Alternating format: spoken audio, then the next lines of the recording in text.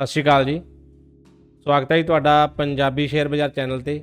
ਮੈਂ ਤੁਹਾਡਾ ਆਪਣਾ ਮਾਸਟਰ ਚਮਕੌਰ ਤੇ ਅੱਜ ਗੱਲ ਕਰਾਂਗੇ ਆਪਾਂ ਕੈਂਡਲ ਸਟਿਕ ਬਾਰੇ ਕਿ ਸ਼ੇਅਰ ਮਾਰਕੀਟ ਦੇ ਵਿੱਚ ਜਿਹੜਾ ਚਾਰਟ ਹੁੰਦਾ ਹੈ ਉਹਦੇ ਉੱਪਰ ਕੈਂਡਲ ਸਟਿਕ ਦੀ ਕੀ ਇੰਪੋਰਟੈਂਸ ਹੈ, ਔਰ ਨਾਲ ਆਪਾਂ ਸਿੱਖਾਂਗੇ ਕਿ ਕੈਂਡਲ ਦੀਆਂ ਜਿਹੜੀਆਂ ਕਿੰਨੀਆਂ ਟਾਈਪਸ ਹੁੰਦੀਆਂ ਨੇਗੀਆਂ ਔਰ ਅਲੱਗ-ਅਲੱਗ ਟਾਈਮ ਫਰੇਮ ਤੇ ਆਪਾਂ ਇਸ ਨੂੰ ਕਿਵੇਂ ਦੇਖ ਸਕਦੇ ਹਾਂਗੇ। ਔਰ ਇਹ ਮੰਨ ਕੇ ਚੱਲੋ ਕਿ ਜਿਹੜਾ ਆਪਣਾ ਬੇਸ ਪੁਆਇੰਟ ਹੈ ਸ਼ੇਅਰ ਮਾਰਕੀਟ ਨੂੰ ਸਟਾਰਟ ਕਰਨ ਦਾ, ਉਹ ਇੱਕ ਕੈਂਡਲ ਹੈ ਜਿਹਦੇ ਨਾਲ ਪੂਰੇ ਦੇ ਪੂਰੀ ਆਪਾਂ ਮਾਰਕੀਟ ਨੂੰ ਐਨਾਲਾਈਜ਼ ਕਰ ਸਕਦੇ ਹਾਂਗੇ। ਔਰ ਇਹਦੇ ਅਕੋਰਡਿੰਗ ਹੀ ਅੱਗੇ ਜਾ ਕੇ ਕੈਂਡਲ ਚਾਰਟ ਬਣਦੇ ਆ, ਫਿਰ ਚਾਰਟ ਪੈਟਰਨ ਬਣਦੇ ਨੇਗੇ, ਔਰ ਇਹਦੀ ਸਟਾਰਟਿੰਗ ਕੈਂਡਲ ਤੋਂ ਹੁੰਦੀ ਹੈ। ਸੋ ਅੱਜ ਆਪਾਂ ਬਿਲਕੁਲ ਜਿਹੜੀ ਡਿਟੇਲ ਦੇ ਨਾਲ ਕੈਂਡਲ ਨੂੰ ਸਟੱਡੀ ਕਰਾਂਗੇ। ਸੋ ਜਿਨ੍ਹਾਂ ਨੇ ਹੁਣ ਤੱਕ ਚੈਨਲ ਨੂੰ ਲਾਈਕ, ਸ਼ੇਅਰ ਤੇ ਸਬਸਕ੍ਰਾਈਬ ਨਹੀਂ ਕੀਤਾ, ਉਹ ਕਿਰਪਾ ਕਰਕੇ ਚੈਨਲ ਨੂੰ ਸਬਸਕ੍ਰਾਈਬ ਕਰ ਲਓ ਤੇ ਅੱਗੇ ਲਾਈਕ ਤੇ ਸ਼ੇਅਰ ਕਰ ਦਿਓ। ਸੋ ਜ਼ਿਆਦਾ ਟਾਈਮ ਨਾ ਲੈਂਦੇ ਹੋਏ ਆਓ ਜੀ ਆਪਾਂ ਸ਼ੁਰੂ ਕਰਦੇ ਹਾਂ।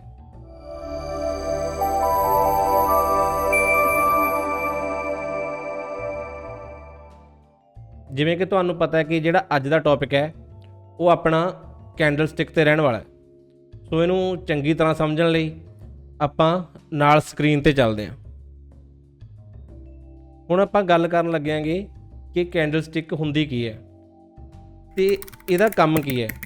ਹੁਣ ਜਿਹੜੀ ਕੈਂਡਲ ਸਟਿਕ ਹੈ ਉਹ ਜਿਹੜੀ ਪ੍ਰਾਈਸ ਦੀ ਮੂਵਮੈਂਟ ਹੈ ਉਹਨੂੰ ਐਨਾਲਾਈਜ਼ ਕਰਦੇ ਹੈਗੇ, ਤੇ ਜਿਹਦੇ ਅਕੋਰਡਿੰਗ ਅਸੀਂ ਜਦੋਂ ਵੀ ਟਰੇਡ ਕਰਦੇ ਆਂਗੇ ਤਾਂ ਕੈਂਡਲ ਦੇ ਨਾਲ ਕੈਂਡਲ ਜੁੜ ਕੇ ਇੱਕ ਪੈਟਰਨ ਬਣਦਾ ਹੈ, ਔਰ ਪੈਟਰਨ ਦੇ ਅਕੋਰਡਿੰਗ ਅਸੀਂ ਟੈਕਨੀਕਲ ਐਨਾਲਾਈਜ਼ ਕਰਕੇ ਮਾਰਕੀਟ ਦੇ ਬਿਹੇਵੀਅਰ ਨੂੰ ਸਮਝਦੇ ਆਂਗੇ ਕਿ ਜਿਹੜਾ ਮਾਰਕੀਟ ਦਾ ਬਿਹੇਵੀਅਰ ਹੈ ਉਹ ਅਪ ਸਾਈਡ ਹੈ, ਡਾਊਨ ਸਾਈਡ ਹੈ ਜਾਂ ਫਿਰ ਸਾਈਡਵੇਜ਼ ਹੈ।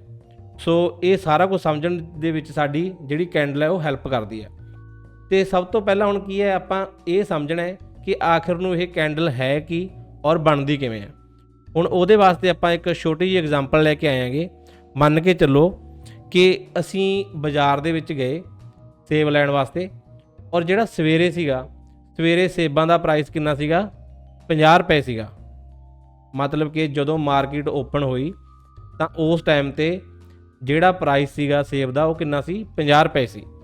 ਉਸ ਤੋਂ ਬਾਅਦ ਮਾਰਕੀਟ ਦੇ ਵਿੱਚ ਹੋਰ ਸੇਬ ਆ ਗਏ ਤੇ ਉਹਦੇ ਨਾਲ ਕੀ ਹੋ ਗਿਆ, ਜਿਹੜਾ ਉਹਦਾ ਪ੍ਰਾਈਸ ਸੀ ਉਹ ਡਾਊਨ ਹੋ ਕੇ ਕਿੰਨਾ ਰਹਿ ਗਿਆ, 40 ਰੁਪਏ।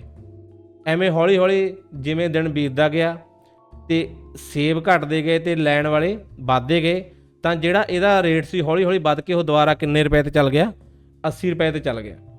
ਕਿਉਂਕਿ ਤੁਹਾਨੂੰ ਪਤਾ ਹੈ ਜਿਹੜੀ ਮਾਰਕੀਟ ਹੈ ਇਹ ਡਿਮਾਂਡ ਔਰ ਸਪਲਾਈ ਦੇ ਅਕੋਰਡਿੰਗ ਚੱਲਦੀ ਹੈ। ਸੋ ਡਿਮਾਂਡ ਔਰ ਸਪਲਾਈ ਦੇ ਵਾਸਤੇ ਆਪਾਂ ਇੱਕ ਅਲੱਗ ਤੋਂ ਟੌਪਿਕ ਫੇਰ ਲੈ ਕੇ ਆਵਾਂਗੇ। ਤਾਂ ਹੁਣ ਆਪਾਂ ਅੱਗੇ ਜਾ ਕੇ ਦੇਖਦੇ ਆਂਗੇ ਕਿ ਜਿਹੜਾ ਇਹਦਾ ਪ੍ਰਾਈਸ ਹੈ ਕਿੰਨੇ ਤੇ ਚਲਾ ਗਿਆ, ਉਹ 80 ਰੁਪਏ ਤੇ ਚਲਾ ਗਿਆ। ਹੁਣ ਹੌਲੀ ਹੌਲੀ ਸ਼ਾਮ ਤੱਕ ਮਾਰਕੀਟ ਬੰਦ ਹੋਣ ਦਾ ਟਾਈਮ ਆ ਗਿਆ, ਤੇ ਜਦੋਂ ਮਾਰਕੀਟ ਕਲੋਜ਼ ਹੋਈ ਤਾਂ ਉਸ ਟਾਈਮ ਤੇ ਜਿਹੜਾ ਸੇਬ ਦਾ ਪ੍ਰਾਈਸ ਹੈ ਉਹ ਕਿੰਨੇ ਰੁਪਏ ਸੀਗਾ, 70 ਰੁਪਏ। ਹੁਣ ਸਾਡੇ ਕੋਲੇ 4 ਰੇਟ ਆ ਗਏ। ਕਿਹੜੇ? ਇੱਕ ਤਾਂ ਓਪਨ ਪ੍ਰਾਈਸ ਹੋ ਗਿਆ, ਇੱਕ ਕਲੋਜ਼ ਹੋ ਗਿਆ, 2 ਤਾਂ ਸਾਡੇ ਮੇਨ ਹੋ ਗਏ, ਇੱਕ ਹਾਈ ਤੇ ਲੋ ਹੋ ਗਏ। ਮਤਲਬ ਕਿ ਜਿੱਥੇ ਤੱਕ ਮਾਰਕੀਟ ਦਿਨ ਦੇ ਵਿੱਚ ਜਾ ਕੇ ਆਈ। ਹੁਣ ਜਿਹੜਾ ਓਪਨ ਤੇ ਕਲੋਜ਼ ਹੈ ਉਹਦੇ ਵਿੱਚ ਜਿੰਨਾ ਵੀ ਪਾਰਟ ਬਣ ਗਿਆ ਉਹਨੂੰ ਅਸੀਂ ਬਾਡੀ ਬੋਲ ਦਿਆਂਗੇ। ਜਿਹੜੀ ਮੇਨ ਇੰਪੋਰਟੈਂਸ ਹੈ ਉਹ ਸਾਡੇ ਵਾਸਤੇ ਇਹ ਬਾਡੀ ਦੀ ਹੁੰਦੀ ਹੈ ਕਿ ਬਾਡੀ ਦੇ ਵਿੱਚ ਜੋ ਵੀ ਮਤਲਬ ਕਿ ਓਪਨ ਤੇ ਕਲੋਜ਼ ਪ੍ਰਾਈਸ ਹੈ ਉਹਦੇ ਵਿੱਚ ਵਾਲਾ ਏਰੀਆ ਜਿਹੜਾ ਉਹਨੂੰ ਅਸੀਂ ਬਾਡੀ ਬੋਲ ਦਿਆਂਗੇ। ਸੋ ਹੁਣ ਇੱਥੇ ਆਪਾਂ ਸੋਚਾਂਗੇ ਕਿ ਇਹਦਾ ਕਲਰ ਗ੍ਰੀਨ ਕਿਉਂ ਹੈ। ਗ੍ਰੀਨ ਦਾ ਮਤਲਬ ਕੀ ਹੈ ਕਿ ਜਦੋਂ ਓਪਨ ਪ੍ਰਾਈਸ ਕਲੋਜ਼ਿੰਗ ਤੋਂ ਘੱਟ ਹੋਵੇ, ਮੀਨਜ਼ ਕਿ ਜੋ ਓਪਨ ਹੈ ਉਹ 50 ਰੁਪਏ ਤੋਂ ਹੋਈ ਸੀ ਮਾਰਕੀਟ ਤੇ ਕਲੋਜ਼ ਕਿੰਨੇ ਤੇ ਹੋਈ ਹੈ, 70 ਰੁਪਏ। ਮਤਲਬ ਕਿ 20 ਰੁਪਏ ਪ੍ਰੋਫਿਟ ਦੇ ਵਿੱਚ ਜਿਹੜੀ ਹੈ ਮਾਰਕੀਟ ਉਹ ਸ਼ਾਮ ਤੱਕ ਕਲੋਜ਼ ਹੋਈ ਹੈ। ਸੋ ਜਦੋਂ ਮਾਰਕੀਟ ਮਤਲਬ ਕਿ ਪ੍ਰੋਫਿਟ ਦੇ ਵਿੱਚ ਕਲੋਜ਼ ਹੋਵੇ ਤਾਂ ਉਸ ਟਾਈਮ ਤੇ ਜਿਹੜਾ ਕੈਂਡਲ ਦਾ ਕਲਰ ਹੈ ਉਹ ਕੀ ਬਣ ਜਾਂਦਾ ਹੈ, ਗ੍ਰੀਨ। ਸੋ ਇਸੇ ਤਰ੍ਹਾਂ ਤੇ ਜਿਹੜੇ ਇਹਦੇ ਉੱਪਰ ਨੀਚੇ ਡੰਡੀਆਂ ਜਿਹੀਆਂ ਰਹਿ ਗਈਆਂ ਉਹਨਾਂ ਨੂੰ ਆਪਾਂ ਵਿਕ, ਸ਼ੈਡੋ ਜਾਂ ਫਿਰ ਟੇਲ ਵੀ ਕਹਿ ਸਕਦੇ ਹਾਂਗੇ। ਹੁਣ ਇਹਦੇ ਵਿੱਚ ਕੀ ਹੈ, ਜਿਹੜਾ ਮੇਨ ਪਾਰਟ ਹੈ ਉਹ ਬਾਡੀ ਹੈ, ਔਰ ਉੱਪਰ ਨੀਚੇ ਵਾਲੀਆਂ ਜਿਹੜੀਆਂ ਲਾਈਨਾਂ ਨੇ ਉਹ ਸਾਡੀਆਂ ਵਿਕ ਨੇਗੀਆਂ। ਤੇ ਹੁਣ ਨਾਲ ਹੀ ਇਹ ਮੰਨ ਕੇ ਚੱਲੋ ਕਿ ਆਪਾਂ ਨੇ ਇੱਕ ਰੈੱਡ ਕਲਰ ਦੀ ਕੈਂਡਲ ਵੀ ਦੇਖੀ ਹੈ। ਹੁਣ ਇਹਨਾਂ ਦੇ ਵਿੱਚ ਕੀ ਫਰਕ ਹੋ ਸਕਦਾ ਹੈ? ਮੰਨ ਕੇ ਚੱਲੋ ਕਿ ਜਿਵੇਂ ਤੁਹਾਨੂੰ ਪਹਿਲਾਂ ਕਿਹਾ ਹੈ ਕਿ ਜਦੋਂ ਜਿਹੜਾ ਓਪਨ ਪ੍ਰਾਈਸ ਹੈ ਉਹ ਕਲੋਜ਼ਿੰਗ ਤੋਂ ਘੱਟ ਹੋਵੇ, ਓਪਨ ਪ੍ਰਾਈਸ ਕਲੋਜ਼ਿੰਗ ਤੋਂ ਘੱਟ ਹੋਣ ਦਾ ਮਤਲਬ ਜਿੱਥੋਂ ਮਾਰਕੀਟ ਓਪਨ ਹੋਈ ਹੈ ਕਲੋਜ਼ਿੰਗ ਉਹਦੀ ਉੱਪਰ ਹੋਵੇ ਤਾਂ ਕੈਂਡਲ ਦਾ ਕਲਰ ਕੀ ਹੁੰਦਾ ਹੈ? ਗ੍ਰੀਨ ਹੁੰਦਾ ਹੈ। ਔਰ ਹੁਣ ਇਹਦੇ ਅਕੋਰਡਿੰਗ ਤੁਸੀਂ ਆਪ ਸੋਚ ਕੇ ਦੇਖੋ ਕਿ ਜਿਹੜੀ ਰੈੱਡ ਕਲਰ ਹੈ, ਰੈੱਡ ਕਲਰ ਦੀ ਕੈਂਡਲ ਹੈ, ਉਹਦੇ ਵਿੱਚ ਕੀ ਫਰਕ ਹੋਊਗਾ। ਹੁਣ ਇਹਦਾ ਵੀ ਕੀ ਹੈ, ਹਾਈ ਤੇ ਲੋ ਸੇਮ ਰਹੂਗਾ ਤੇ ਸਿਰਫ ਚੱਕਰ ਕੀ ਪੈਣਾ ਇਹਦੇ ਵਿੱਚ, ਜਿਹੜਾ ਓਪਨ ਪ੍ਰਾਈਸ ਹੈ ਉਹ ਉੱਪਰ ਹੋਊਗਾ ਤੇ ਕਲੋਜ਼ਿੰਗ ਵਾਲਾ ਨੀਚੇ ਹੋਊਗਾ। ਮਤਲਬ ਕਿ ਜਿਹੜੀ ਮਾਰਕੀਟ ਹੈ ਓਪਨ ਕਿੰਨੇ ਤੋਂ ਹੋਈ? 70 ਰੁਪਏ ਤੋਂ, ਤੇ ਕਲੋਜ਼ ਕਿੰਨੇ ਤੇ ਹੋਈ? 50 ਰੁਪਏ ਤੇ। ਇਹਨਾਂ ਦੋਨਾਂ ਦੇ ਵਿੱਚ ਕੀ ਹੋ ਗਿਆ?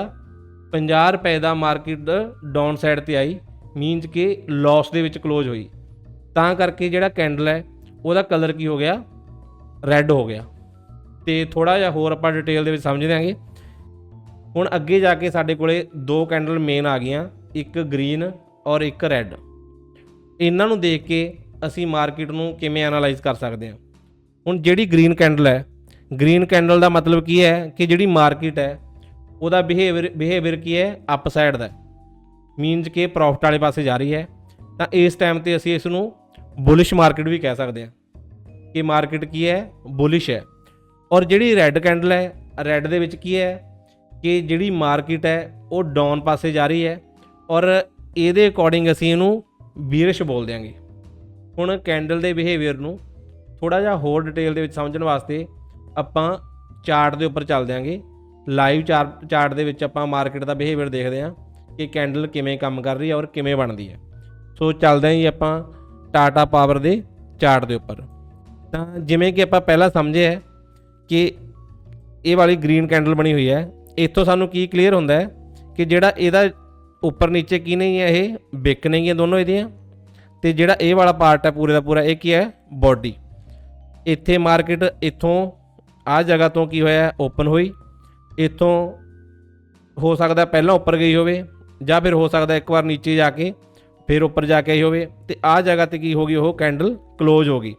ਹੁਣ ਇਹ ਕੈਂਡਲ ਕਿੰਨੇ ਮਿੰਟ ਦੀ ਬਣੀ ਹੋਈ ਹੈ? ਇਹ ਇੱਥੋਂ ਚੈੱਕ ਕਰਦੇ ਹਾਂ ਅਸੀਂ, 5 ਮਿੰਟ ਦਾ ਟਾਈਮ ਫਰੇਮ ਹੈ। ਮੀਨਸ ਕਿ ਜਿੰਨਾ ਕੁਛ ਆਪਣੇ ਨਾਲ 5 ਮਿੰਟ ਦੇ ਵਿੱਚ ਮਾਰਕੀਟ ਦੇ ਵਿੱਚ ਹੋਇਆ ਉਹ ਇਹ ਵਾਲੀ ਕੈਂਡਲ ਦੱਸ ਰਹੀ ਹੈ ਕਿ 9:15 ਵਜੇ ਜਦੋਂ ਮਾਰਕੀਟ ਓਪਨ ਹੋਈ ਤਾਂ ਉਹਦੇ ਵਿੱਚ ਇਹ ਵਾਲਾ ਅਪ ਡਾਊਨ ਰਿਹਾ, ਔਰ ਉਸ ਤੋਂ ਬਾਅਦ 9:20 ਵਾਲੀ ਕੈਂਡਲ ਇਹ ਹੈ ਔਰ 25 ਵਾਲੀ ਇਹ ਹੈ। ਹੁਣ ਇੱਥੇ ਜਾ ਕੇ ਅਸੀਂ ਕੈਂਡਲਾਂ ਨੂੰ ਚੇਂਜ ਵੀ ਕਰ ਸਕਦੇ ਹਾਂ, ਉਹਦਾ ਜਿਹੜਾ ਟਾਈਮ ਫਰੇਮ ਹੈ। ਜਿਵੇਂ ਕਿ ਤੁਸੀਂ ਦੇਖ ਰਹੇ ਹੋਗੇ ਇੱਥੋਂ 5 ਸੈਕਿੰਡ ਤੋਂ ਸਟਾਰਟ ਕਰ ਸਕਦੇ ਹਾਂ ਅਸੀਂ ਕਿ 5 ਸੈਕਿੰਡ ਦੇ ਵਿੱਚ ਮਾਰਕੀਟ ਦੇ ਵਿੱਚ ਕੀ ਅਪ ਡਾਊਨ ਚੱਲ ਰਿਹਾ। 5 ਸਕਿੰਟ ਦੀ ਬਣ ਰਹੀ ਹੈ ਕਿ 5 ਸਕਿੰਟ ਦੇ ਵਿੱਚ ਮਾਰਕੀਟ ਦੇ ਵਿੱਚ ਕੀ ਮੂਵਮੈਂਟ ਆ ਰਹੀ ਹੈ। ਐਵੇਂ ਅਸੀਂ ਇੱਥੋਂ 5 ਸੈਕਿੰਡ ਤੋਂ ਲੈ ਕੇ ਇਹਨੂੰ 15 ਸੈਕਿੰਡ ਜਾਂ ਫਿਰ ਆਪਾਂ 1 ਮਿੰਟ ਤੇ ਇੱਥੇ ਕੀ ਹੋ ਗਿਆ 1 ਮਿੰਟ ਦੇ ਵਿੱਚ ਕਿ ਮਾਰਕੀਟ ਦੇ ਵਿੱਚ ਕੀ ਅਪ ਡਾਊਨ ਆਇਆ, ਤੇ ਫਿਰ ਆਪਾਂ ਇੱਥੇ 5 ਮਿੰਟ ਤੇ ਦੇਖ ਸਕਦੇ ਹਾਂ ਨੂੰ ਕਿ 5 ਮਿੰਟ ਦੇ ਵਿੱਚ ਕੀ ਬਿਹੇਵੀਅਰ ਰਿਹਾ ਮਾਰਕੀਟ ਦਾ, ਤੇ ਐਵੇਂ 10 ਮਿੰਟ ਤੇ 1 ਘੰਟਾ 1 ਦਿਨ, ਐਵੇਂ 1 ਸਾਲ ਤੱਕ ਅਸੀਂ ਮਾਰਕੀਟ ਦਾ ਬਿਹੇਵੀਅਰ ਚੈੱਕ ਕਰ ਸਕਦੇ ਹਾਂ ਕਿ ਸਾਲ ਦੇ ਵਿੱਚ ਮਾਰਕੀਟ ਦੇ ਵਿੱਚ ਕੀ ਮੂਵਮੈਂਟ ਆਈ।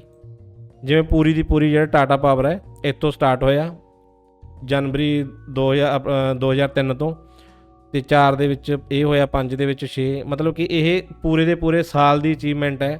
ਜਿਹੜੀ ਕੈਂਡਲ ਦੇ ਵਿੱਚ ਜੋ ਕੁਝ ਵੀ ਹੋਇਆ ਉਹ ਪੂਰੇ ਸਾਲ ਦੀ ਡਿਟੇਲ ਦਿਖਾ ਰਹੀ ਹੈ ਸਾਨੂੰ ਇੱਥੇ। ਹੁਣ ਆਪਾਂ ਦੁਬਾਰਾ ਇੱਥੋਂ 5 ਮਿੰਟ ਦਾ ਚਾਰਟ ਸੈੱਟ ਕਰ ਦਿਆਂਗੇ। ਹੁਣ ਨਾਲ ਹੀ ਕਈ ਬੰਦਿਆਂ ਨੇ ਕੀ ਕੀਤਾ ਹੈ, ਇਹਦੇ ਨਾਲ ਹੀ ਇੱਕ ਇਹ ਵਾਲਾ ਬਣਿਆ ਹੋਇਆ ਕੈਂਡਲ ਵਾਲਾ।